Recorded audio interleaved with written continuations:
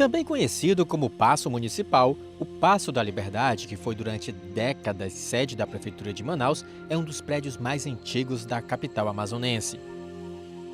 Com uma beleza arquitetônica única que remete ao estilo europeu, o prédio localizado na Praça Dom Pedro II, centro de Manaus, e que agora abriga o Museu da Cidade, começou a ser construído em 1871, como detalha o diretor do espaço, Leonardo Novellino. O atual Museu da Cidade de Manaus, né, conhecido como Paço Imperial, ele remonta a um período em que o nosso país forjava sua própria identidade enquanto nação. Então esse prédio, ele é a prova da política territorial do segundo reinado de Dom Pedro II, imperador do Brasil. Então essas áreas daqui eram disputadas entre a Espanha, principalmente, e Portugal. Então, em 1865, aproximadamente, ele termina na cidade que leva o nome dele e do pai, Petrus, em Petrópolis. Ele termina o Palácio de Verão da família imperial, em estilo neoclássico. E aqui ele inicia a construção por volta de 1870, também em estilo neoclássico, né? É o mundo antigo com os seus valores, uma arquitetura quase como um templo. E ele investe aqui muito do material da construção desse prédio. Ele traz de Portugal, ele traz da Europa, visível, colunas, o frontispício do edifício, a pavimentação da escadaria, tudo são rochas sedimentares que ele manda trazer da Europa. O Brasil despontava como uma superpotência e ele como uma grande liderança internacional. E aí ele achava que o império dele estava muito gitinho, estava muito tinga e ele queria um império maior. Então, para marcar território, ele investe e constrói o Paço Imperial aqui, para ser a sede da Câmara Municipal. Os vereadores eram políticos, proprietários de terras, então recebem um palácio fantástico. Era uma área de conflitos, ele constrói um templo neoclássico. Você não bagunça em templo, era uma mensagem. O templo te inspira respeito e submissão. Ele muito horizontal, né? Devido à proximidade com o rio, ele não sobe muito, como se fosse um forte. Outra mensagem, eu sou um imperador poderoso, desse dia em diante essas terras pertencem ao Império Brasileiro. Então marca o território. É uma mensagem de hoje em diante, eu sou o líder de vocês. E o resultado dessa política territorial é o quinto maior país do mundo, o nosso Brasil. Junto com isso, uma construção cultural, uma língua nacional comum, do Oiapoque ao Chuí, símbolos nacionais, um hino nacional que se canta de norte a sul. Ouvira do Ipiranga, todo mundo responde. As margens plácidas, verde, amarelo, azul, todo mundo responde, branco, né? Valores comuns. Então o Império nos forja enquanto nação. E o Paço Imperial é o símbolo disso tudo. É a ampliação desse Império, é a conquista do Império com a Amazônia, conquistando a Amazônia. Terras Portugal e Espanha, que agora pertencem ao Império Brasileiro. A Câmara fica obnubilada. Era um momento difícil para a Câmara porque ela fica descapitalizada. Ela perde alguns membros, uma política que muito dinâmica, né? Aqui começa em 1870. Aqui atrás surge a primeira loja maçônica do estado do Amazonas, a loja maçônica Esperança e Porvir, de 1872. Então, concomitante, com ligações internas entre os dois prédios. Começa o movimento maçônico, trazendo o espírito abolicionista da libertação dos escravos, e que duas províncias do Império, a do Ceará e a do Amazonas, 4 anos antes, libertam seus escravos. Então o Império tenta administrar tudo isso. A Câmara Municipal recebe o prédio, mas descapitalizada e também com reservas junto ao Império, decide não assumir o prédio por falta de recursos e também por estar cabreira em relação ao Império. Então, o que eles fazem? Eles vão arrendar o prédio para o governo da província. Então, o governo da província assume o prédio e começam as grandes reformas. Com o advento da República, o prédio passa a ser usado pelo governo do Estado do Amazonas, da República Federativa do Brasil.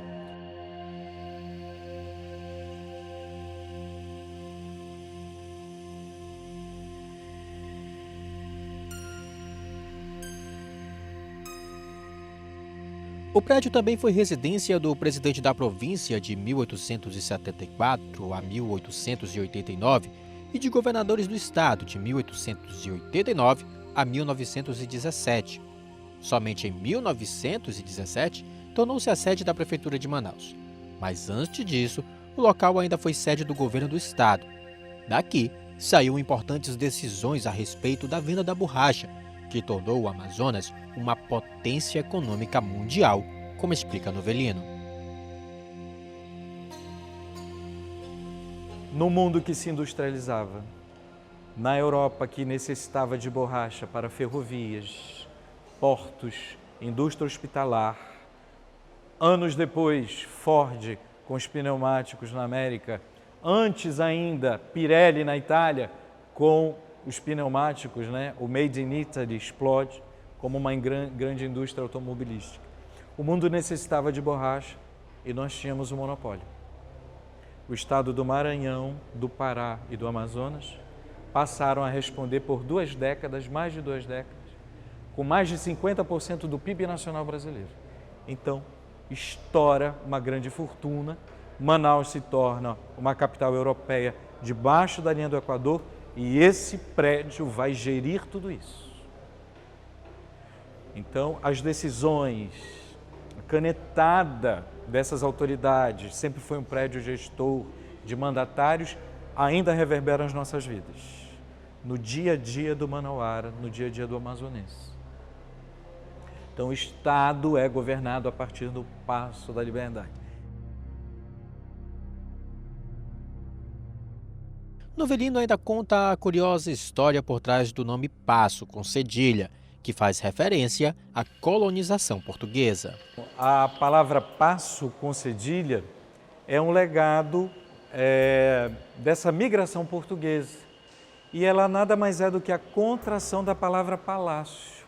Então nós vamos encontrar essa tradição em outras capitais, Belém, São Luís do Maranhão, próprio Rio de Janeiro, Paço Imperial, Paço da Princesa, Paço da República. E aqui nós temos o Paço Imperial, que hospeda hoje o Museu da Cidade de Manaus.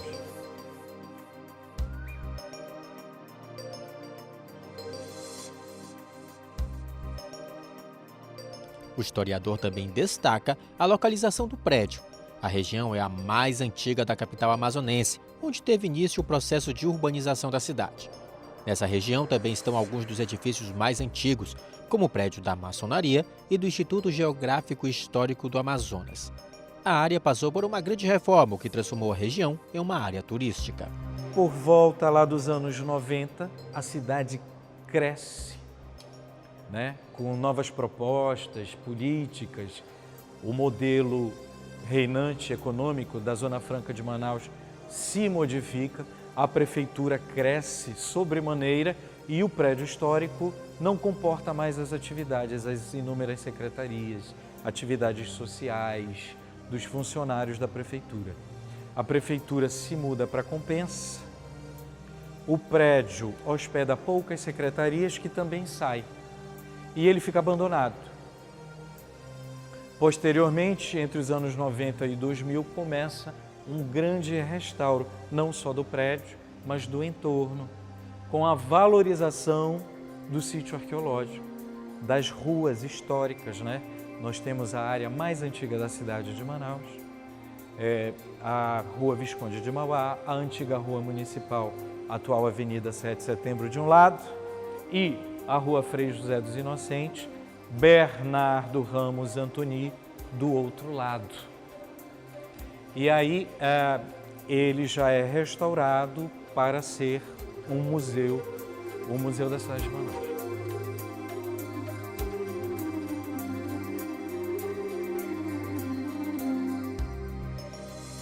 Foi aqui que aconteceu um dos casos mais tensos da política amazonense, o que transformou o centro de Manaus em um verdadeiro cenário de guerra, como recorda o historiador Aguinaldo Figueiredo.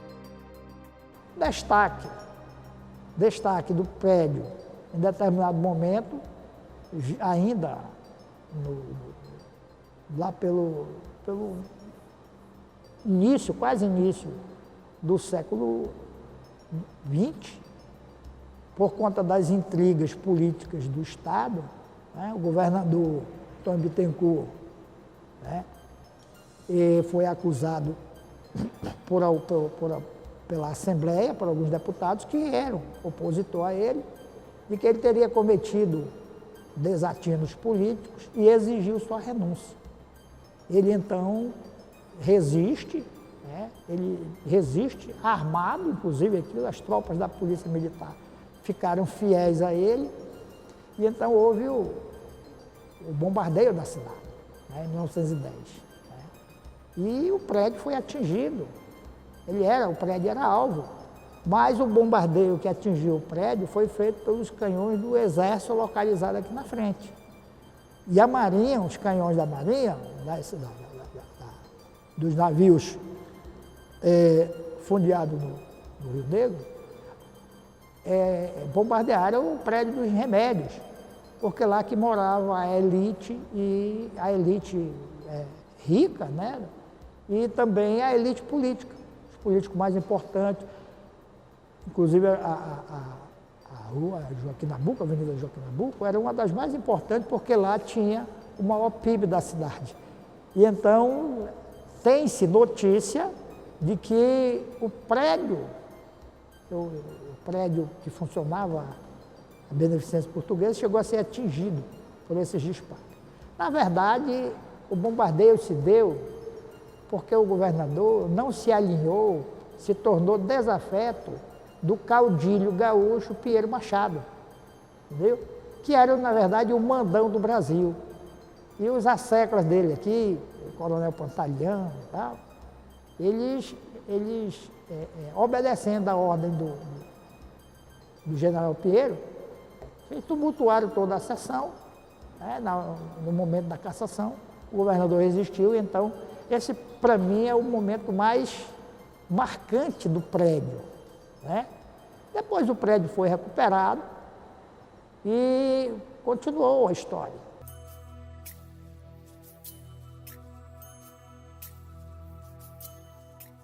Aguinaldo conta ainda que o local onde estão localizados os principais prédios históricos do centro, incluindo o Paço da Liberdade, era um cemitério indígena, preservado até os dias atuais. Aqui era uma miracangueira, um cemitério de índios, né? Tanto é que quando o Eduardo Ribeiro foi fazer o aterro da praça, né, achou-se muitos hipogeus, muitas urnas funerárias, que inclusive deve ter alguma por aqui, ali, né, em exposição, entendeu? É um sítio histórico, né? E essa praça era gradeada, né? O chafariz que veio as grades vieram da Inglaterra, depois foram retiradas e colocadas lá no mercado. Aquelas grades que circundam o mercado eram daqui da praça.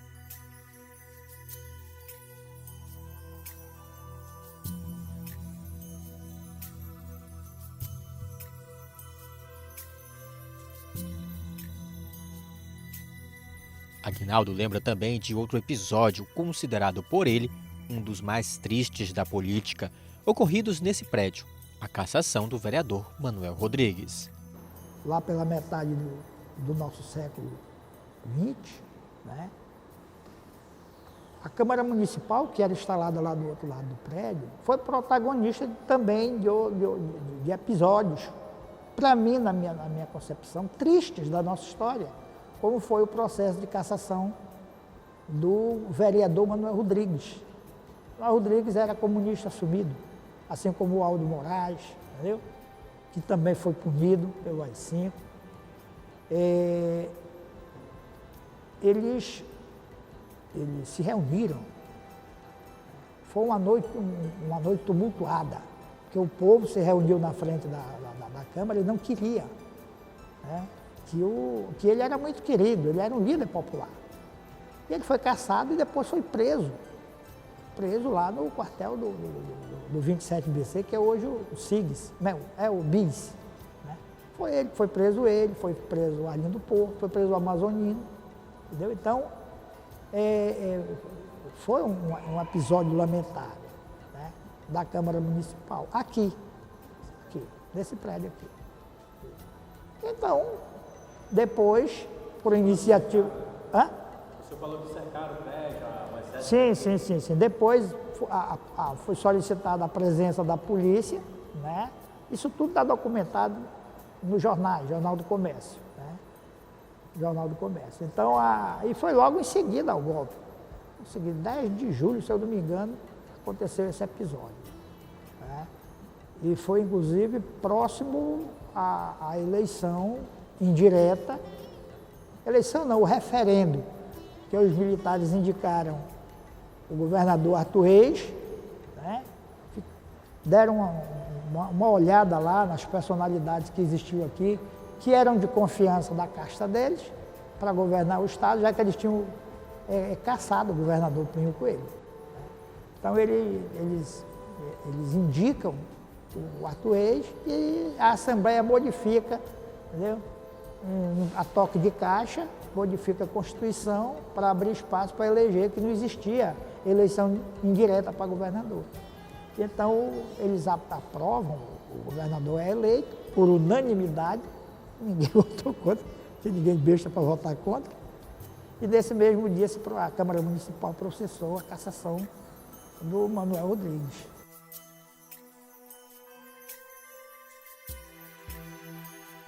Em 2006, o prédio, até então abandonado, começou a ser reformado para abrigar o Museu da cidade de Manaus. Porém, em 2007, a obra foi paralisada para que fosse explorado um rico sítio arqueológico no subsolo do prédio, onde foram encontrados mais de 200 artefatos, além de 4 urnas funerárias indígenas. Somente em 2018, as obras foram concluídas e o museu, enfim, foi inaugurado, com 8 espaços que oferecem aos visitantes experiências únicas e memoráveis. Como este salão nobre, que é o principal espaço do prédio, com belíssimas molduras em relevo que circundam os registros fotográficos dos prefeitos que estiveram à frente do Poder Legislativo.